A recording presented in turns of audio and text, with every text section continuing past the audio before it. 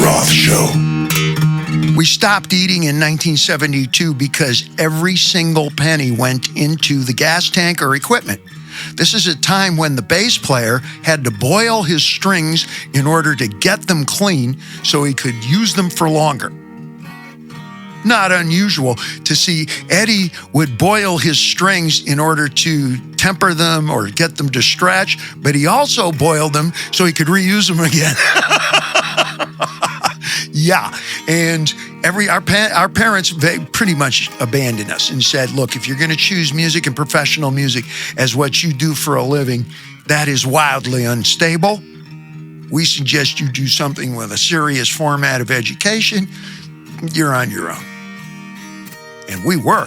So every single penny had to go into that gas tank, and every other penny had to go for the gear or the shoes or the microphone or the bed sheet with the spray paint, just coming up with the coinage for the spray paint to write Van Halen with the stencil, and we used the logo like Playboy magazine. I'll put it up at some point. This is the golden years. I would go over to the Van Halen's house. I would either ride my bike or I would drive my Opel Kadett station wagon, right? And Al Van Halen would come out with a sandwich that his mom made him, okay? It would be whatever, tuna or something.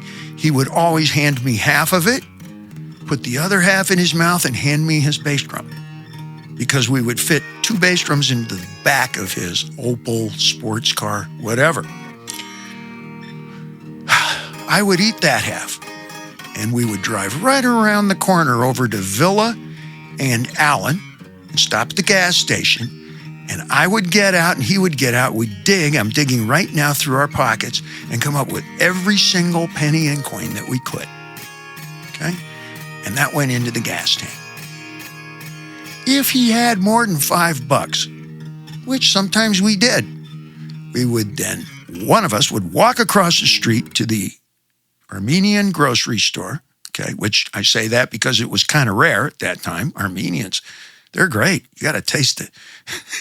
Falafel, who knew? Does anybody else know about this? We learned that in 7th grade, you know. It's a diverse neighborhood.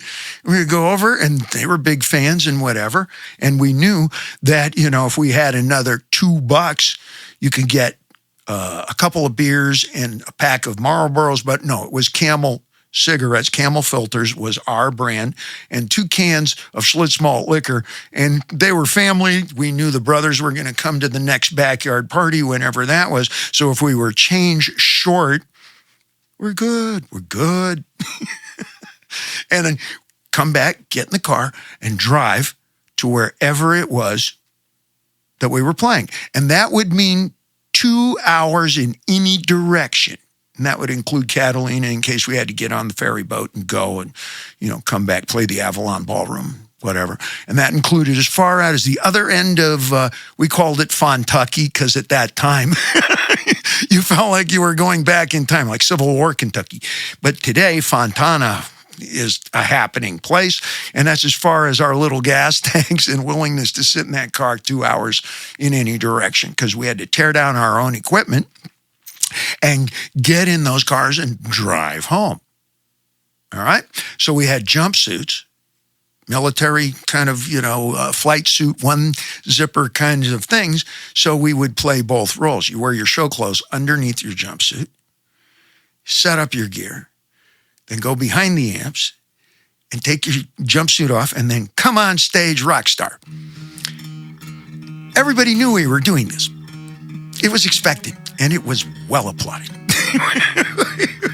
And we would play places like, I'll think Walter Middies was the name of it for some inexplicable reason. And right next door was a Gospel of the Pentecost storefront, prayer meeting, thump the Bible. Those that walk the streets can now find a pew. And on the other side of that was a porno store, because in those days you had to go to a porno store. Or there was a bookstore that always had a lane of, quote, adult magazines and a little rope that said adults only. Whatever was right next to that rope, which was the Bungalow News in Pasadena, that was the motorcycle and Jeep and car section, which inexplicably I was attracted to. I spent a lot of time pretending to look at those Jeep magazines. And we would play Walter Middies, which was a biker bar. I believe it was the Mongols at the time. All right. It might have been the Gypsy Jokers because there was a constant, the Satan Slaves, and the Hells Angels were involved. But it was a rootin' tootin' place. Okay. I would wear my jumpsuit, and Al, who at that time was big time, big guy, big like you, Tom, is the real deal drummer. Dig it? I was 21, and he was about 23, as I recollect, 24. And I would be in charge of the cigar box because I'm Jewish, frankly. I'm organized, and I was good at interacting with other people and communicating on an equally. Hey, come on, I can bond with a fire hydrant. I have broken bread and made campfire in 47 countries, and most of them have nothing to do with rock and roll. All right? So, Manny, what happened to the last $50? Ray, don't make me go get Al. You can't reason with Al. Yeah, exactly. I wasn't going to reason with him. I'm going to tell him you fucked up and I'm $50 short. So we'll start all over. Joe. And that was me off in the corner of a sawdust on the floor beer bar. That's what I'm singing about in Somewhere Over the Rainbow Bar and Grill. The smell of fresh sawdust on the floor. That's to soak up the beer. And it's very effective. Fresh sawdust during the sound check, right before they open the doors at 8:30. And here we come. Happy hour from 5 till February. My name's Dave. Hey, I got my first request right here, but you know what? Fuck you, pal. I'm going to sing anyway. And Al would kick in, and I would look forward to the hecklers because they become the high point of your show. All right? And hey, sometimes they have a point. Maybe we have a point. Welcome to the Roth Show. Roth Show. Walter Middies was a place where if you were new, you didn't know that the ladies' room was right off to the right-hand side of the stage with one toilet and one sink. And if you just opened the door, you could see the throne. It was tiny. It was phone booth sized. And it was like Al Capone's tomb. You'd get it all in one glance. There were no details. Just blink and you see the whole thing. We would finish a song and everybody would be cheering and screaming. And, you know, it holds maybe 220 people. And I'd be going, so you want more? You want more? And the people would go, yeah, we want more. And I'd signal for one of the road crew and one of the bodyguards or one of the security guys who were all bikers. They were all Satan's slaves and gypsy jokers. And they'd throw the door open and there'd be some new princess who didn't realize what was going on sitting on the toilet. And I'd yell, what about her? Should we give her more? And everybody would cheer and scream because we knew at least twice a night some new girl would be brought in and everybody would be having a good time and she'd use the bathroom unwittingly and become part of the furor and the fun. Okay, and everybody would cheer and scream, and we'd hold the door open, and everybody would take a look and cheer for her. She'd become the queen of the night. She'd be drinking for free for the rest of the night and acting embarrassed. And you had to wait until somebody who didn't know any better would go in and use the ladies' room. Again, the ladies' room sounded much bigger than it was. It was a closet that somebody had forced the toilet into with a sink that stretched out over your legs, and you could barely fit one human in there. In the middle of the song, I'd quiet it down after the solo, and I'd go, okay, folks, I want to talk a little bit about love. You know what? I've done enough talking for the night. Let's get some other opinions here. And I'd walk over to the ladies' room with two of the security guys, big gorillas who worked in the place, and the door was prepared for this. These guys all did construction and road work. So the hinges had been replaced with refrigerator hinges years ago that you could just pull the pins out with your thumb and forefinger, okay? And they'd pull the pins and literally remove the door.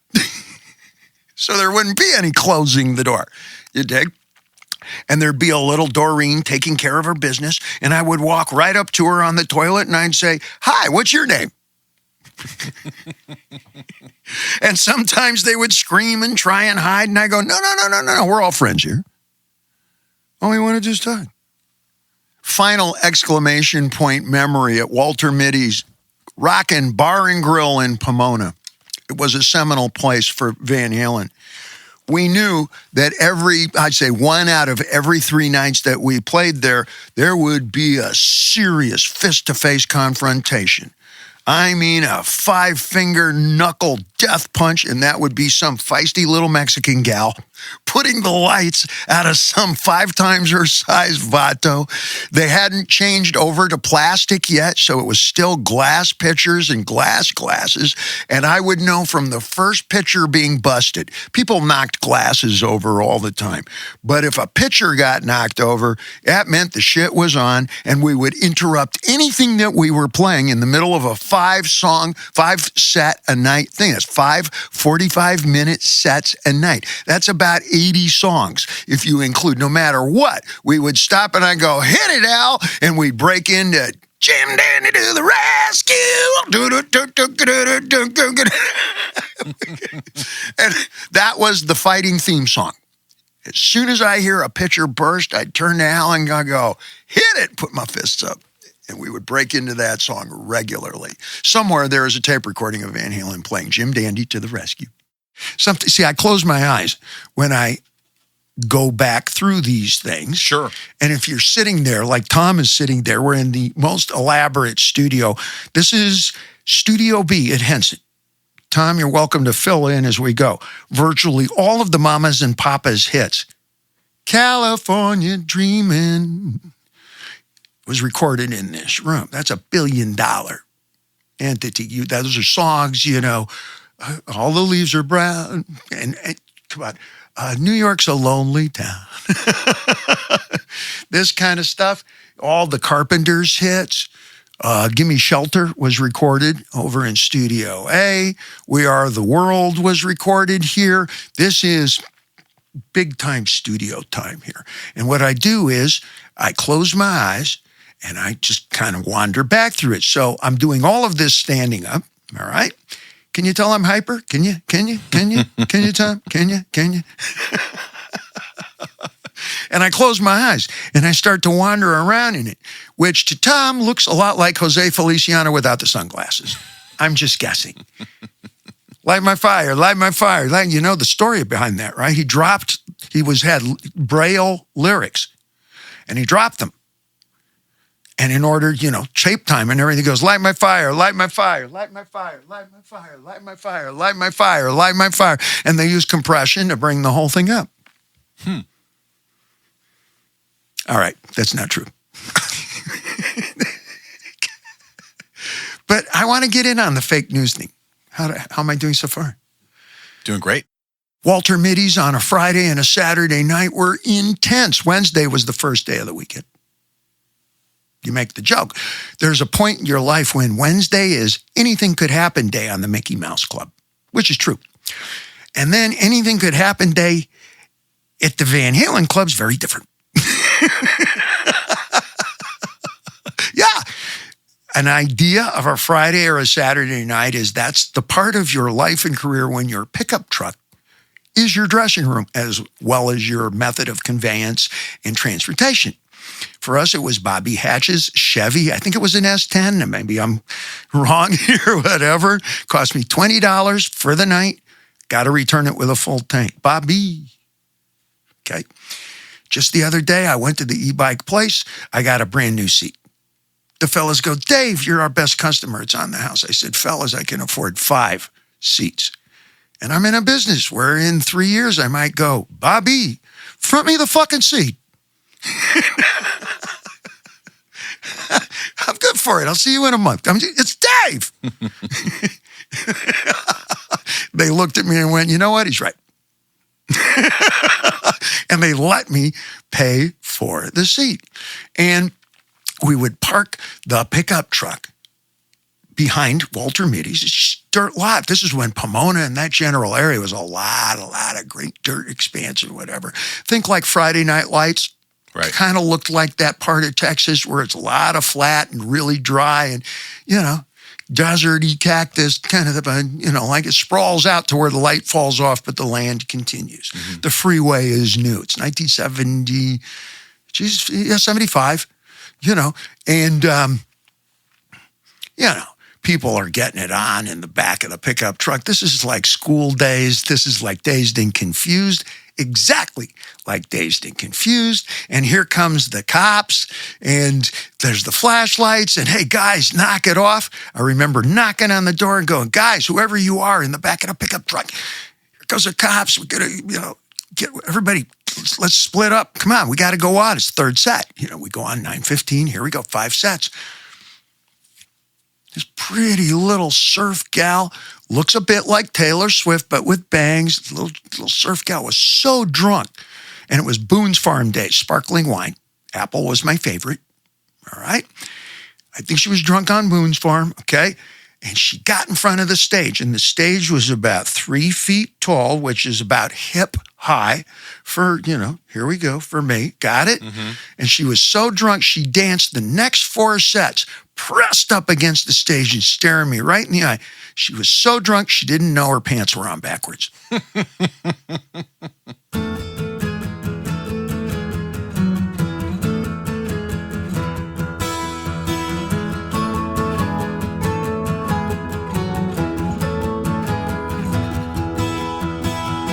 Working the corner when the record deal happened, and a week before I found out, I was sleeping on the floor with my new best gal in a very, very empty house.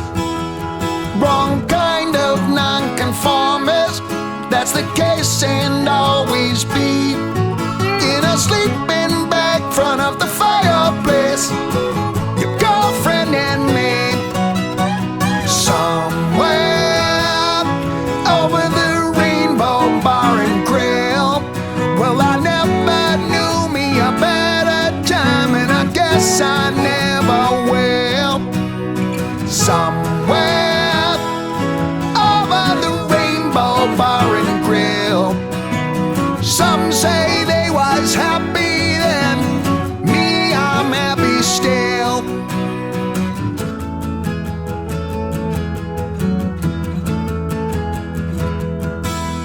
Down at the local canteen, the smell of fresh sawdust when they first throw it on the floor.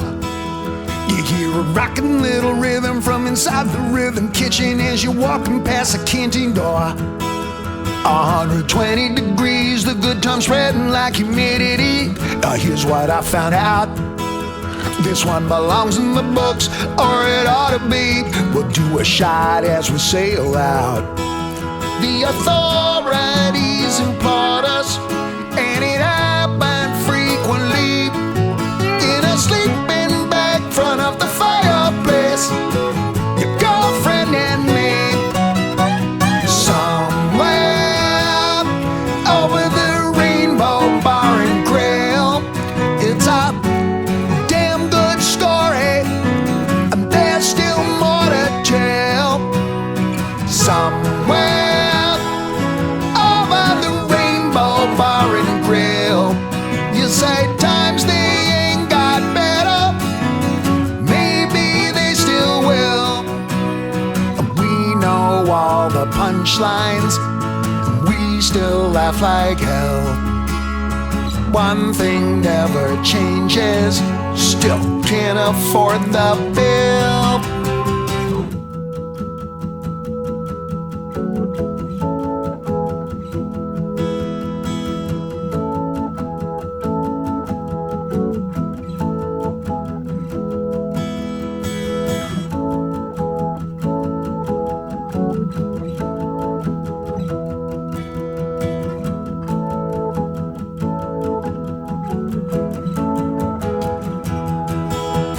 Wrong kind of nonconformist, that's the case.